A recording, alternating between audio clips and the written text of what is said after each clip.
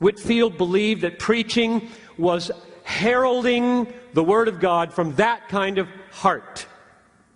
Preaching is not conversation. Preaching is not discussion. Preaching is not casual talk about religious things. Preaching is not teaching.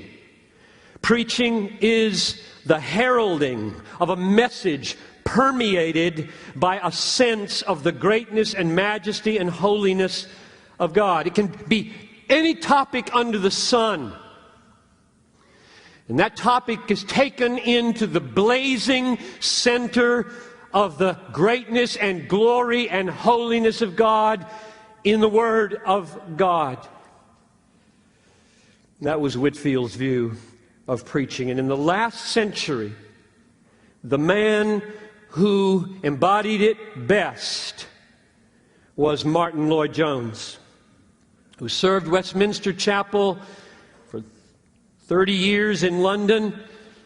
J.I. Packer, you've read this testimony perhaps, when he was 22 years old, a student said that he heard Lloyd-Jones preach every Sunday night in the year 1948-49, and he said, "I had never heard such preaching." Which, by the way, is why today so many people say so many minimizing and foolish things about preaching. They have never heard it. They don't know what it is. They have no basis for judgment as they belittle it and call for alternatives that are more effective. Lloyd-Jones said, "It came to me with the force of electric shock, bringing more of a sense of God than any other man he had known." That's what Whitefield meant.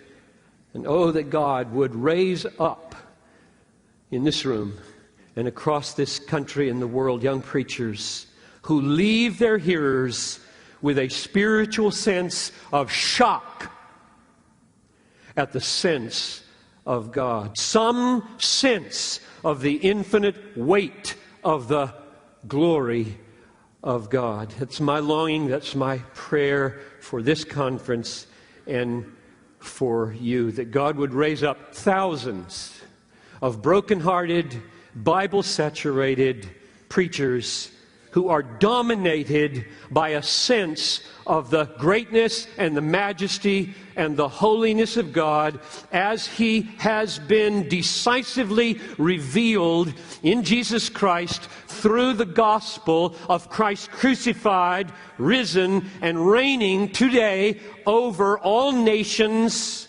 all armies, all cancer cells, and all politics, and all churches, and all false religions.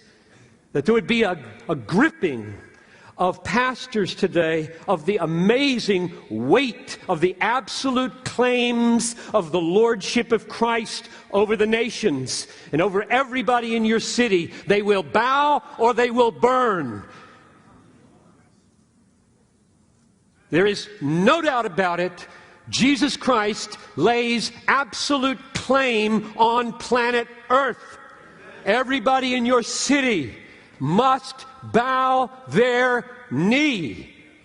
That must grip pastors.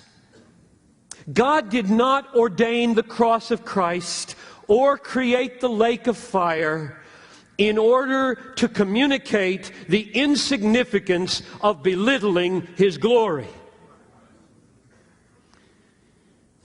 The death of the Son of God and the damnation of unrepentant human beings are the loudest shouts conceivable under heaven that God is infinitely holy, that sin is infinitely offensive, that wrath is infinitely just, and that grace is infinitely precious, and that the brief little life that you and I live and that everybody in our churches lives is going to issue very quickly either in everlasting joy or everlasting pain. This has got to grip us. There is a weight to this office. Where, brothers, is this weight going to be felt if not from you? Veggie Tales? Not in a million years. Radio? Television?